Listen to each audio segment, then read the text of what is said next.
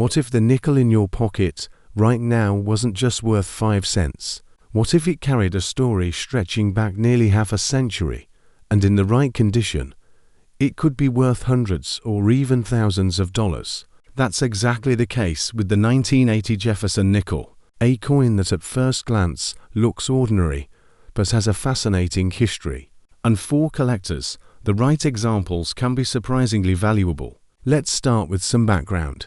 The Jefferson nickel has been a staple of U.S. coinage since 1938, when it replaced the Buffalo nickel. Felix Schlock, a German-born sculptor, won the design competition held by the U.S. Mint, and his artwork has been at the center of American pocket change ever since. On the obverse, or front, of the coin, we see a left-facing portrait of Thomas Jefferson, the third President of the United States, and the principal author of the Declaration of Independence. On the reverse, you'll find a detailed image of Monticello, Jefferson's famous Virginia estate. This pairing of Jefferson's profile and his home has made the nickel one of the most recognizable U.S. coins of the 20th century. By the time 1980 rolled around, the Jefferson nickel had already been in circulation for more than 4 decades. It had weathered design adjustments, the World War to Silver War nickels between 1942 and 1945, and subtle changes in strike quality across different decades. But the coin's essence remained the same: Jefferson on the obverse, Monticello on the reverse, and a place in the everyday lives of millions of Americans. Now, let's zoom in on 1980. This was an important transitional year for U.S. coinage. The late 1970s had seen rising costs of metals and a push to refine minting techniques, and by 1980, the mint was producing coins in massive numbers to keep up with demand. The Jefferson nickel was no exception. In 1980, 3 different U.S. mints struck the Jefferson nickel: Philadelphia, Denver, and San Francisco. This year is especially notable because it marked the first time the Philadelphia mint added a P mint mark to its coins, something collectors now take for granted. Before 1980, Philadelphia coins typically carried no mint mark at all, which made it difficult for collectors to trace the origin of their coins. So, when you see a 1980 nickel with a P mint mark, know that it was the first year in U.S. history that this practice was adopted. That alone gives the coin a special place in numismatic history. Here's a breakdown of production.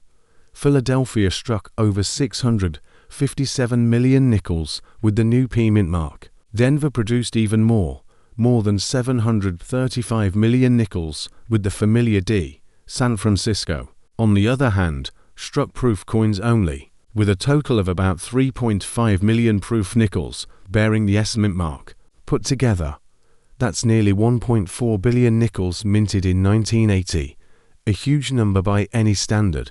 With such large production, you might be thinking these coins can't possibly be rare, and in circulated condition, you'd be right. A 1980 nickel you find in pocket change, almost always worth just 5 cents. But here's where it gets interesting. Condition, rarity at the highest grades, and era varieties are what turn a common coin into a collector's prize. Let's talk composition for a moment. The 1980 Jefferson nickel in a copper-nickel alloy, with 75% copper and 25% nickel, weighing 5 grams and measuring 21.2 millimeters in diameter. Unlike earlier silver nickels from World War II, the 1980 nickel has no precious metal content. So when it comes to value, everything depends on grade and collector demand. Now, condition is king in numismatics.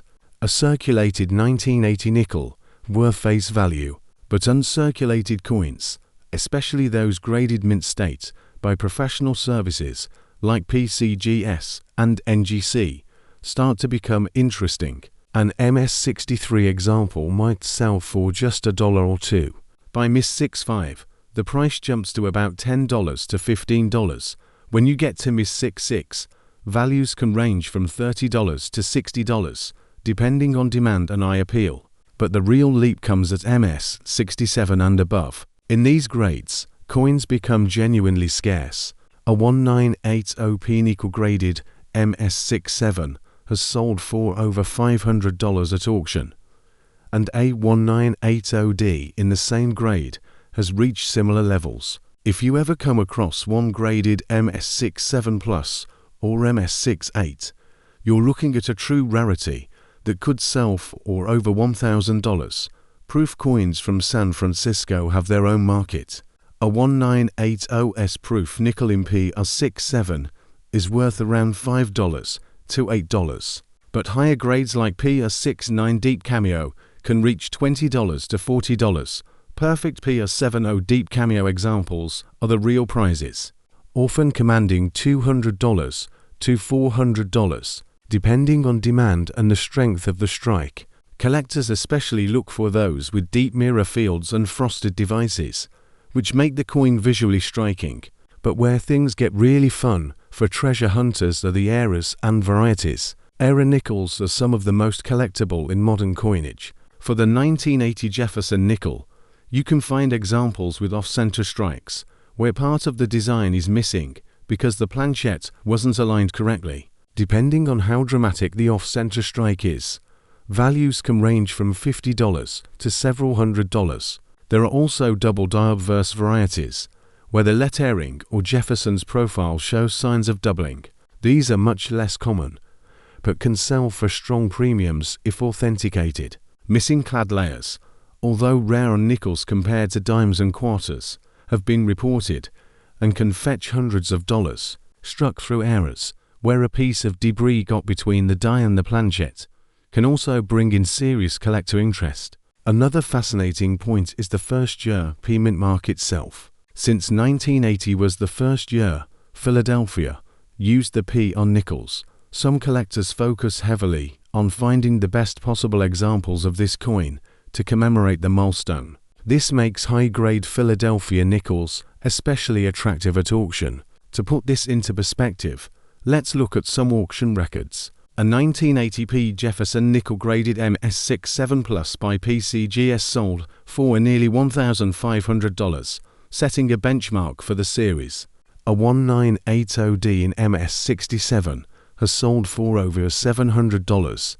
Even proof nickels have surprised collectors, with perfect PR70 Deep Cameo examples hitting $400 to $500, and era coins, depending on severity, have crossed the $1,000 mark when the right buyers are competing.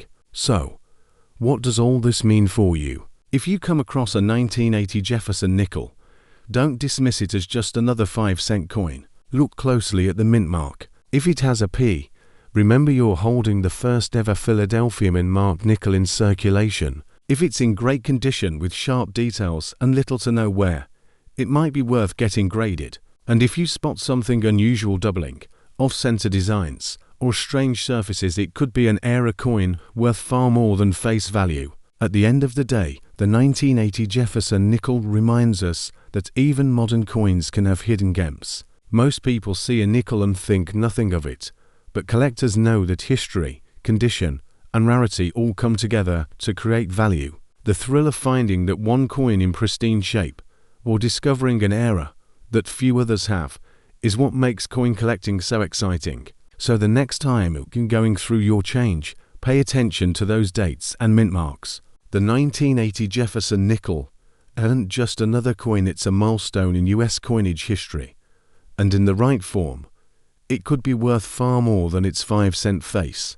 And just like I always say, the next valuable coin could already be sitting in your hands. If you want to know how and where to sell nickels like this, stick around until the end of my videos. For now, if you've got a 1980 Jefferson nickel and you're curious about its potential worth, drop the word price in the comments, and I'll share the details with you directly.